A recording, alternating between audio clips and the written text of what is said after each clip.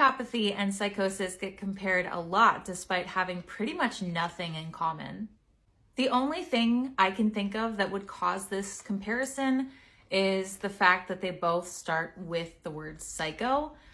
Psychosis, psychopathy, and that's where the similarities end. So let's just start with a quick overview of psychosis, which I think a lot of people are familiar with that watch my videos because that tends to be what I talk about the most. Psychosis itself is not a disorder. Psychosis is a condition, a psychological condition that can be present as a symptom of other disorders, or it can happen outside of disorders altogether. It can be caused by stress, drugs, pregnancy, sleep deprivation, or just a mental disorder like schizophrenia or schizoaffective disorder or schizophreniform. The symptoms of psychosis themselves result in a loss of touch with reality. So either a complete loss of touch with reality or having a bit of awareness that you are losing your sense of reality, but nonetheless, it is not having full standing in reality. It is experiencing things outside of reality. It is having beliefs outside of reality.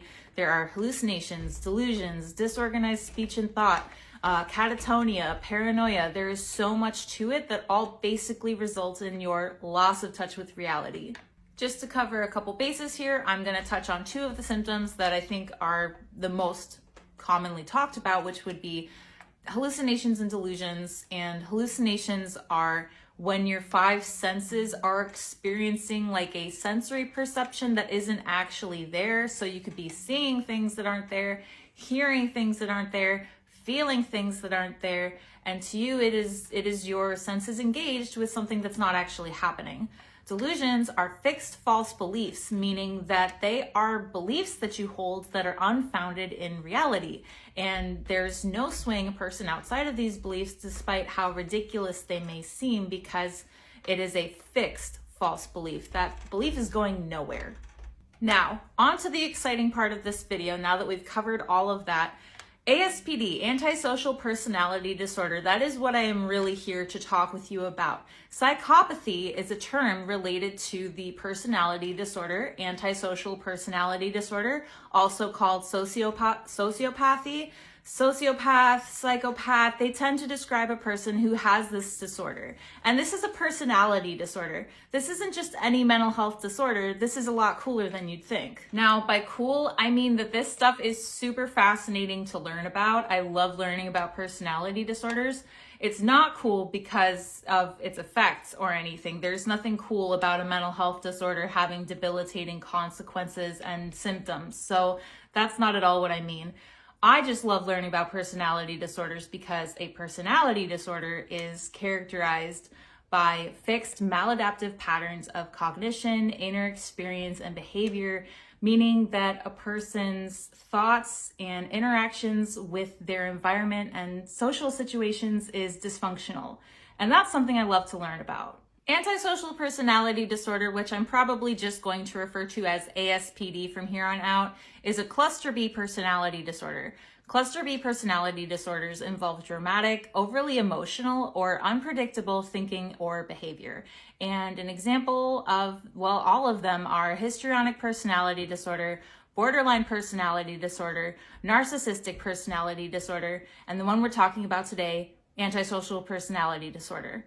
Antisocial does not mean being a loner or an introvert or not wanting to leave your house, which is how it's commonly used.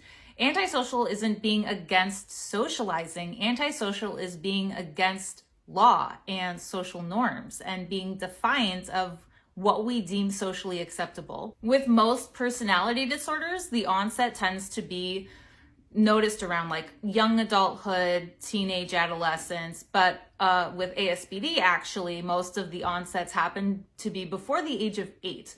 And this is often caused by environmental factors as well as genetic factors. And while a person may be genetically predisposed to have ASPD, it can also be developed because of, say, having an alcoholic parent or a parent who also has ASPD. Symptoms of ASPD include having a disregard for another person's feelings or needs and lacking empathy, persistent lying, stealing, and manipulation, recurring problems with the law, impulsive behavior, aggressive, often violent behavior, a lack of remorse or guilt for their actions, not owning their actions, chronic boredom and substance abuse tendencies, and arrogance, having a shallow affect, meaning a cold and unemotional appearance. So I know I dove further into ASPD than psychosis, but that's because I do genuinely love learning about personality disorders. And as you can see, a condition like psychosis, which involves a loss of touch with reality, is nothing like a personality disorder that's characterized by a lack of remorse and antisocial behavior. They're very different. Maybe there's some overlap, but I'm not really sure. I'd have to look into that more. The point is that they're unrelated, but they both deserve respect. There's a stigma for both of them, and both of them are not necessarily warranted. So oftentimes, psychopaths, sociopaths, ASPD people, they get seen as killers in the social realm and media and news, and then the same stigma is applied to people with psychosis, that we are also killers and violent. And you know what? Both of these conditions can be treated, and people with ASPD can have very healthy, safe lives and get treatment for their disorder. It's not a life sentence necessarily. You can live with personality disorders and still have a healthy life. I live with a personality disorder and I'm stable, and people with ASPD can be too. What is anosognosia? Anosognosia is a neurological condition in which a person lacks insight or is unaware of their symptoms and their psychological condition. It can occur in a lot of different disorders or for different reasons. It is often very present in dementia, Alzheimer's, Huntington's. It can happen as a result of a stroke or traumatic brain injury. And in the case of me, I have experienced it through having psychosis. For me, this experience was basically being cut off from reality because I was already having these extra reality experiences of hallucinations and delusions. But before the anosognosia, there was some grounding in reality where I knew I was hallucinating. And once the anosognosia would set in, that was what completely broke me off from reality. I think that's why they call it a break from reality, because at that point, I no longer had any footing in reality. There was nothing you could say to me that would prove to me what was real, because I had lost entirely all concept. Even though I was very clearly psychotic, when people would try to tell me that, I wouldn't believe them. And that is the nature of anosognosia. There is no amount of proof or evidence that you can provide a person to show them that they are having this lack of awareness. There's nothing you can say that will change that. It's kind of like firm, it's fixed in that way, where the more people would try to tell me you have psychosis, the more I'd think, I want to believe you. That sounds like a better option than being possessed, but I just can't. So it is very much this dialogue you tell yourself of, I'm fine, that's not right. Everything around me would be fucked up to me, but I was fine. I was myself. I was as me as I can be. And I was my truest self. I was the most me ever, but everything around me was what was not okay. So I couldn't see that I was actually causing that. I just simply thought that the world around me had changed and that I had stayed the same. It's almost like a person walking around with their head on fire, but they have a symptom that tells them, my head feels cool, I don't feel flames, I feel fine. And when people walk up to them and say, dude, your head's on fire, you need to dunk it in some water, they go, my head feels fine, my head's not on fire. I can't tell, because they, for whatever reason, won't look in the mirror, won't put their hand up. They will just feel from inside themselves that there's nothing wrong. To anyone else around them, there's clearly a problem, an emergency even, but to that person, life is as it is. It's like any other day and nothing has changed. So if you are ever finding yourself in a situation where you're dealing with someone who has anosognosia, please be gentle with them. It's so important to be gentle with people who are in psychosis, because it is often a very scary experience that you would never understand unless it happened to you. And if you find yourself trying to tell someone no, that's not real, this is real, and it begins to frustrate them or frustrate you, take a break and consider what's important to be communicated here. Because if a person's never going to believe what's real or isn't real, then there are probably better ways of getting through to them than trying to convince them of something that they'll never believe. So I hope that paints a better picture of what anosognosia is like. At the end of the day, it really is just a lack of awareness into someone's own condition. First episode, Psychosis, is pretty much what it sounds like. It's the onset of psychosis in a person as the symptoms are presenting themselves when it's never been present before. First episode, Psychosis, is gaining a lot of attention because there are more and more programs in place that are specifically geared towards treating people who are in their first episode of psychosis to give them a better prognosis. It's proven that the duration of untreated psychosis is related to a poorer outcome of the illness, whereas early intervention and reduced duration of untreated psychosis yields better results in remission and recovery. So treating first episode psychosis is huge, and it can drastically affect how severe your condition can go on to become, and also the brain damage involved. It's actually been discovered that psychosis can result in structural brain damage due to the neurotoxicity that it causes in the brain. And this is associated with a loss of acquired cognitive abilities. So this affects your logic and reasoning, language, critical thinking and problem solving, quantitative skills, abstract thinking and communication, learning and information seeking, emotional intelligence, and on and on and on. After my first episode of psychosis, I didn't have any of those problems. But after more and more episodes that got worse and worse and worse, I have terrible cognitive abilities, and I've lost a lot of ability that I'll just never get back. So treating first episode psychosis is huge. You can prevent so much more than just further psychotic episodes. You can prevent structural brain damage because it does cause structural brain damage, and that's important to know. If you can intervene as early as possible, you could be having so much more than you even realize. So if you see the signs or symptoms in yourself or a loved one, it's very, very important to get help as soon as possible because you could be saving your life. BPD, which is short for borderline personality disorder, is a mental illness characterized by emotional dysregulation. So this can look like a person who has trouble handling their emotions. They can be very, very sensitive, easily triggered and set off, and also have unstable behaviors and relationships and a sense of self-image. There are 9 symptoms of BPD, and I'm just going to share from my own experience what those have been like so that you can get a better picture of this disorder. 1, fear of abandonment. This is a fairly irrational fear of someone leaving you, abandoning you, typically triggered by very, very little things. For instance, I tend to fly off the handle when my fiance is coming home late from work and I don't hear from him. And my mind immediately goes to, okay, he's been in a car accident and he's on life support and I'm not going to hear from him because he's dying, even though realistically there's very little to be concerned about. My mind just goes haywire. And this can look like a person with BPD being very clingy, very overbearing. For me, I tend to just get very persistent with texting, like, where are you? Are you okay? When are you coming home? Call me. I need you to call me now. Just getting very hysterical over not wanting them to leave me, which in turn causes people to want to leave me. And this kind of goes along the lines with the second symptom, which is unstable relationships.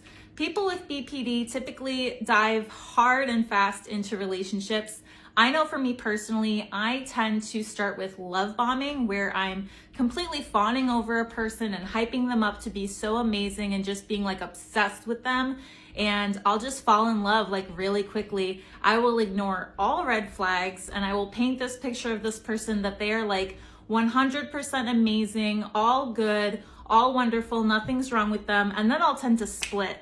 Splitting is when I do a complete 180 and I go from being absolutely obsessed and in love with this person to completely despising them and wanting nothing to do with them and thinking that they're horrible and evil. People with BPD tend not to see gray areas with people or situations, so we only, or at least I do, I only see people as 100% great or 100% bad, and there's really no middle area.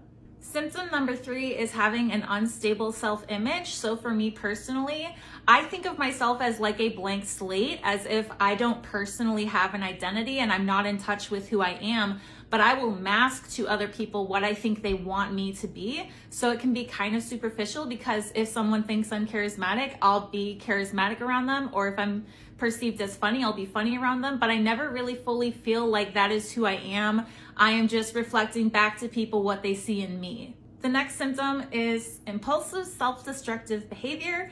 And for a lot of people, this can look like binge eating, it can look like gambling, impulsive spending on things you can't afford, just going on shopping sprees.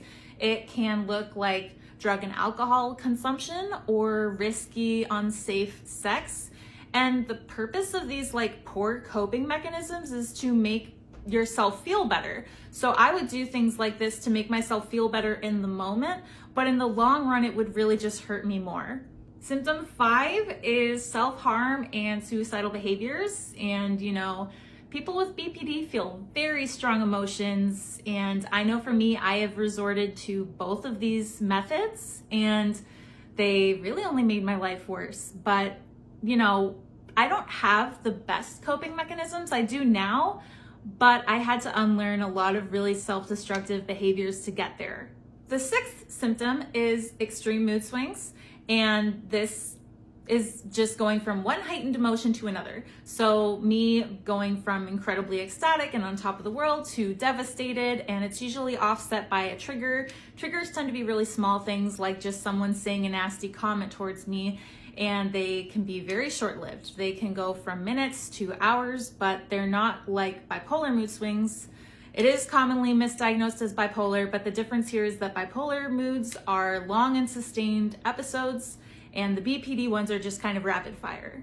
And then kind of building on top of that, the 7th symptom of BPD is extreme anger, which really is more like rage. It feels a lot more like rage than anger, because it is just like blind and uncontrollable. Again, it is usually offset by a trigger, and it is explosive. It goes from 0 to 60 in like no time at all. And for me, this has resulted in a lot of hysterical crying and screaming and yelling and destructive things like breaking cabinet doors off of the hinges. I pulled a towel rod out of the wall in the bathroom. One time I threw my head through a wall and left a big hole. Like, I've broken a lot of dishes, so it is rage. Symptom 8 is chronic feelings of emptiness. And for me, it's kind of like I have this hole in my chest that just can't be filled. I feel like I'm just nothing. I'm nobody. I'm just taking up space. And oftentimes, like the self-destructive behaviors, the poor coping mechanisms are an attempt to fill that hole, but there is no satisfying that emptiness. There is nothing that can fill the hole to me being whole. So I just don't feel whole. And finally, symptom 9 is feeling out of touch with reality and being paranoid. So this is typically a stress response. When people with BPD are incredibly stressed, they can start to hallucinate and feel paranoia and also dissociate. And those are, sometimes a bit of an overlap with psychosis. But the hallucinations and paranoia associated with borderline personality disorder are not severe enough to be classified as psychosis. So they are similar. There is a lot of overlap with disorders like psychosis and bipolar, but they are distinct from each other. They have different traits and characteristics. Anyway, those are the 9 symptoms of borderline personality disorder from my experience, and I hope that paints in a better light what that disorder is like. So if you'd like to hear more about BPD, let me know, because I'm always happy to talk about it.